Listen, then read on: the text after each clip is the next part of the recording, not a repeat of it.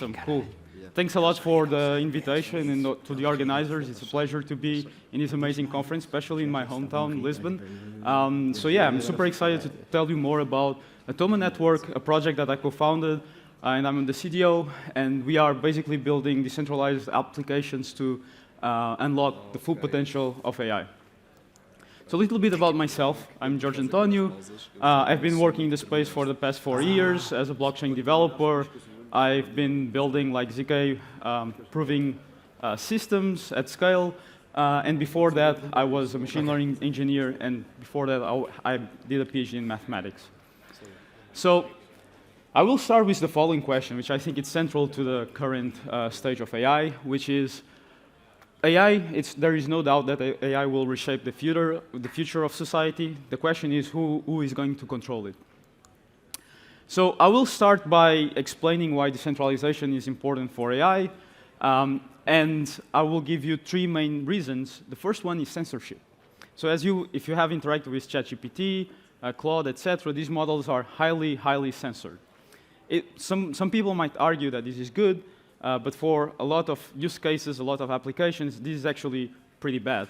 So I can give you an example. I don't know how many Messi fans are in Lisbon, but I hope there are a few. But for example, if you ask Claude or so to who is in this image, Claude will refuse to answer you because for some complete nonsensical reason. This is not good, and some applications will definitely need to be able to identify like public people. So another aspect which is fundamental, it's at the core of Atoma, is privacy. So for example, Samsung, they fired some employees after they discovered they were using ChatGPT because they were afraid of leaking sensible and sensitive data, right? Private data. So privacy is really at the forefront of AI and the applications that we can build for the future. And the third reason is concentration of power. Do we really want that these AI systems that will be basically managing and orchestrating all our aspects of our lives to be controlled by just a selected few companies, right? And I think this is a very important aspect that brings the motto of Web3 at the core center, decentralization. That said, decentralized AI has its own challenges, right? I don't know how many builders are here at the forefront of crypto and AI that are actually building products, but we have a few issues. Like one of these is we don't have like good tools for developer onboarding. So it's very difficult to build a full Web3 AI application because we don't have the toolkit necessary to make it work at scale, right? The second part is that we still lack privacy technologies. It's very hard to make AI private because AI is very, very compute intensive. And so the cryptographic techniques that we have don't allow for scale private AI. And also related to this topic, Web3 and decentralized AI is still very expensive. And so we cannot offer services to the masses, to customers and users that are like 10 times, 100 times, 1,000 times more expensive than the Web2 counterparts, right? So yeah, we at Atoma Network, we are committed to put we are like a decentralized AI cloud that puts privacy at the center. And I will explain why how we are doing this and how we are cost competitive. And we are not only providing private AI infrastructure, but also developer tools and SDKs that make it very easy to integrate Atoma infrastructure into your apps. And we provide user data protection and verified model execution, which is very, very important as well, as I will explain later. So to give you some analogs of what we are building at Atoma compared to Web2 counterparts. So for inference means like AI execution. So when you ask a question to ChatGPT, ChatGPT will answer back to you. And this has a cost, right? So the cost of Atoma is competitive compared to Web2 systems. We don't face like massive overheads. And we provide verifiability, this verified model execution. So you are always guaranteed that the models did not try to cheat in any possible way, right? Latency, we are also very competitive, same as Web 2. We provide privacy, and the infrastructure, we rely on decentralized infrastructure. So we don't own the nodes, we don't own the compute. Who owns the compute are nodes. The network is permissionless, anyone can contribute compute to the network, and it's there for anyone to use. And decentralization also offers you censorship resistance and security and trustworthy, right? So for example, if some node tries to censor you or your application, you can always migrate to another node. And since you have a free market, nodes that are more trustworthy, they will be rewarded in the long term. So we are also committed to empower developers. How are we going to do that? First, we are building developer SDKs that are very friendly to integrate your apps, that allows you to build really cool stuff very easily. You can use our toolkit that is fully OpenAI API compatible. So if you are a Web 2 developer, you have already your application built in. If you want to migrate to Atoma, you can do it with a single change in one single line of code. That's all, nothing else. It's quite incredible. Second, as I mentioned, we provide decentralization, we provide privacy-preserving techniques, and we also allow for complete free market for compute resources. And so now we don't need to pay like huge margins to cloud providers, to cloud vendors. We can just access the compute at the free market price, which makes it cheaper, more competitive, more cost-effective. So how do we provide privacy and verifiability? So we have developed in-house our sampling consensus, which is a new technique that we have developed that allows for random selection of nodes, and this will prevent basically coordination attacks. It will be very difficult for a node to control a large portion of the network, and it will be very difficult for different nodes to collide between themselves to try to tamper the network. And this is through our sampling consensus. So this makes sure that no node can actually have an impact on making the protocol untrustworthy, right? Secondly, we are using trusted hardware. So most of the hardware vendors like Intel, NVIDIA, etc., they provide hardware technologies that ensure privacy. We are leveraging that. So you can run LLM inference, AI execution at basically native cost on GPUs with trusted hardware. And together, combined with our sampling consensus, it will be very difficult for node operators to try to tamper their own hardware. They have no incentive to do it through crypto economics and whatnot. The incentive is always for the nodes to be honest. And if the nodes are honest, you are guaranteed that you have verifiable execution and privacy. And this will basically unlock the future for AI through, you can always verify the output quality, right? So if you're not satisfied with some model output, at least you'll be sure if the model ran correctly or not. So it happened to me in my professional experience. Sometimes I'm trying to get Claude to answer some technical question, and I'm really unsatisfied with the question, and sometimes I'm sure that the question was not answered by the model that I was expecting to. I have to migrate to O1 preview or so to get a more robust question, because Claude is just trying to minimize costs whenever it can. We'll provide data protection and user control and full ownership of the data. So you can build complete data marketplaces that put the users, their data at the forefront.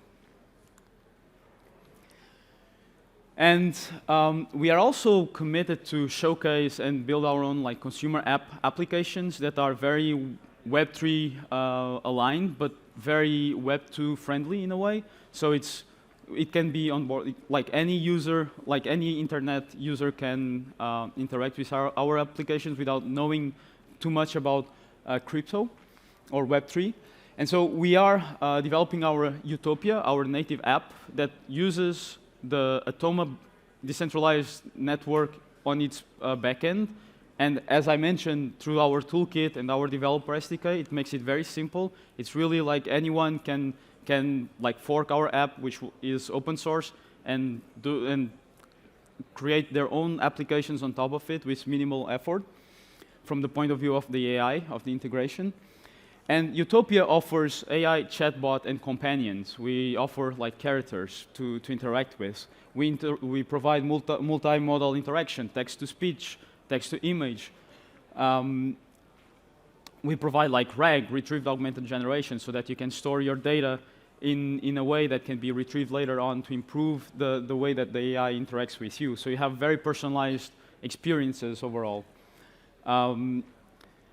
You have privacy as well at the forefront of Utopia.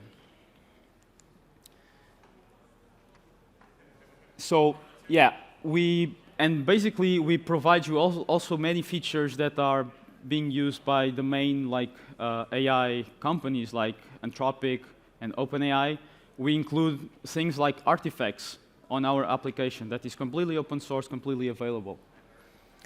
We use like the most powerful open source multimodals like Llama, Mixtral, Stable Diffusion models, text to voice, etc.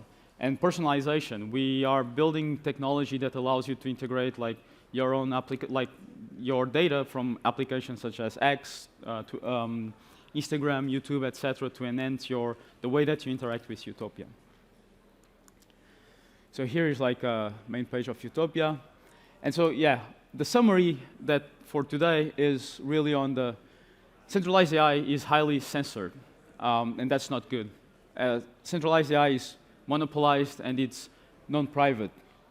Decentralization can offer a solution to these problems, but it's not decentralization that will be enough to solve the problems. You need to do more than that. You need to offer good toolkit, privacy, good like competitive cost and speed.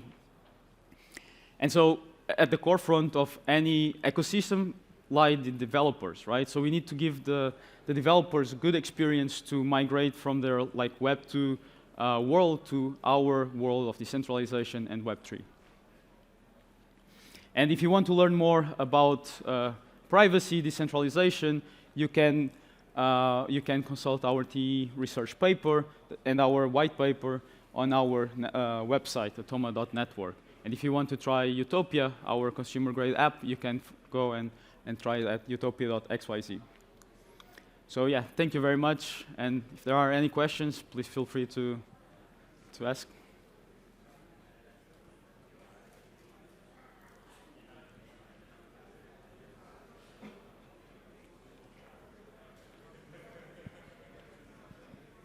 So I can see when they're in. Okay. Hello. Thank you. Hello. Oh, yeah. So I just had one question. How does Atoma Network compare with BitTensor Network? Is it possible to fine-tune a model and survey through Atoma? Yeah, exactly. So that's a great question. So BitTensor currently doesn't necessarily offer you the verifiability and the privacy. So the nodes on BitTensor have full access to your data. You can do things like fine-tuning on Atoma. We offer like multimodality, so any sort of like text-to-image, text-to-voice, etc., video models. So you can do all this. You can use fine-tuning through LoRa or other techniques. And you can basically you can build or you can spawn your own, what we call on Atoma, tasks. Any task you can think of it as more like similar to a BitTensor subnet. But there are some differences where we don't necessarily have the miners. But you can dedicate a pool of resources from Atoma to your task. And your task can be fine-tuning models on synthetic data.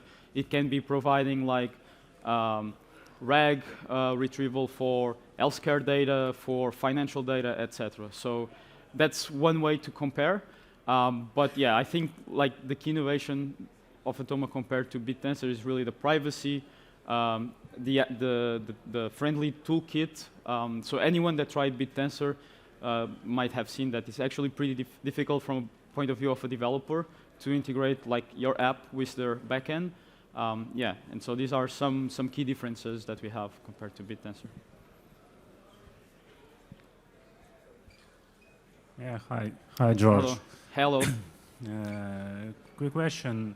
You told about the decentralization, but I didn't hear enough information. Can you share more information about how many nodes, who is the owner of these nodes, how it's easy to join your network, and what is the security and privacy of this?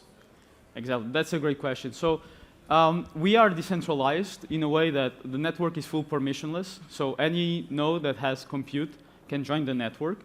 There will be some sort of like proof of compute. So you have to prove, like if you claim that you own this sort of compute, you have to kind of prove it. That's like some sort of onboarding process, but that's all. So the network is available for everyone to join. If you have some free GPUs available, we are more than happy to connect and even connect Utopia to your nodes. So that's one part. So the decentralization aspect also lies at the crypto economic front, right? So whenever a node goes to register onto the network, it has to submit some collateral. And this collateral is at stake, which means that any node that tries to be malicious, there are like potential like slashing mechanisms that prevents the node from trying to be malicious, right? Because otherwise you will be losing collateral. So that's a way that we enforce the security of the network. So basically we enforce that the nodes are economically aligned with the incentives and the vision of Atoma. The privacy, it goes through, as I explained, through TEs and our sampling consensus algorithm. And you can find more information on our paper on the subject, and we are actively developing it. But yeah, so these are like the core three aspects of the decentralization and security of the network. So full permissionless, anyone can join, proof of compute, trust execution environments and sampling consensus for privacy, and crypto economics for the whole security of the protocol. Hello. Hello. What will be the cost for someone or investment in the hardware to create a node to participate, to be part of the Atoma network? Yeah. Have a minimum investments, the requirements of the hardware and these kind of things. Yeah. And even the bandwidth of the network and these kind of things. Yeah, exactly. So you actually need to own the hardware, right? So there is some forefront investment on the hardware, but that's like, and every network is like this. So you need to own the hardware or at least rent the hardware from someone to plug into the network, right? We are looking into having as many GPUs as possible.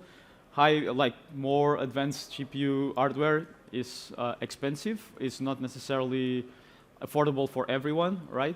But it's still, I mean, there is plenty of GPUs out there in the world, like data centers, even like, I'm actually pretty surprised. We have been in talks with nodes, node operators, and even like individuals, they own tons of compute, tons of GPUs that they are plugging to the network. And yeah, so that's the initial part, which will be common for everyone. And then there is basically an investment on the network, which is putting collateral at stake. So when you register as a node, you need to basically submit some collateral, or like some capital. This capital is yours and is subject to staking, so you will be earning rewards over this capital. And you can, like, whenever you deregister your node, your capital is yours. I mean, this is like completely orchestrated to a smart contract. And yeah, so, but I mean, like, that's part of being able to offer crypto economic security, right? If you don't have any capital at stake, you can do whatever, you have no sort of punishment for malicious activity. It's like we can compare like mining Bitcoin. Exactly, yeah, exactly. That's the whole point, yeah. But in this case, not mining for like solving hash cycles, but more to providing flops for AI, yeah.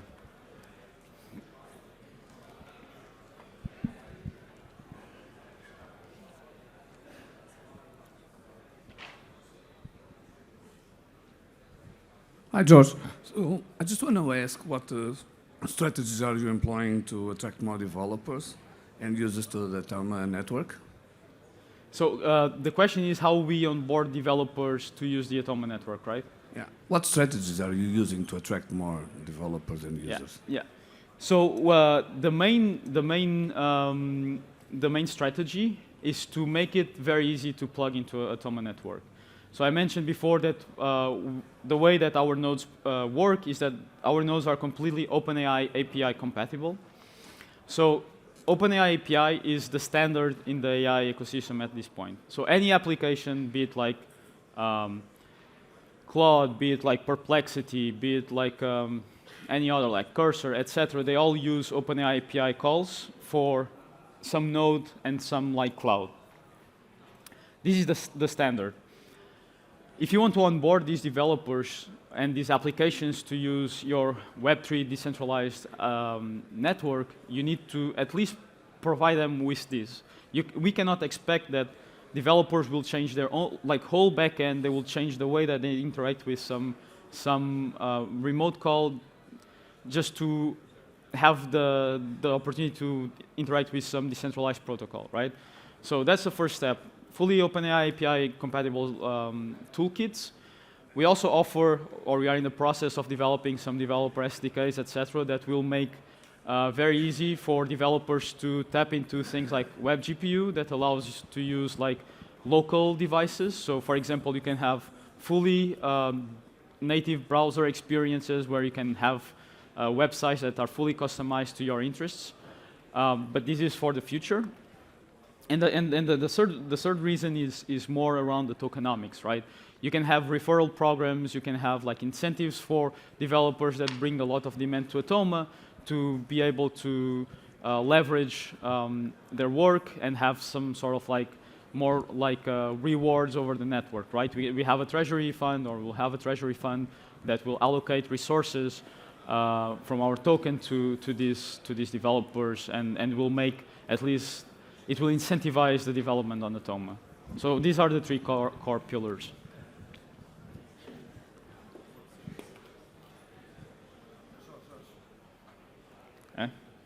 All right, I think we need to finish. Yeah, I'm sorry guys, but I'm open to any discussions outside the talk. Thank you so much.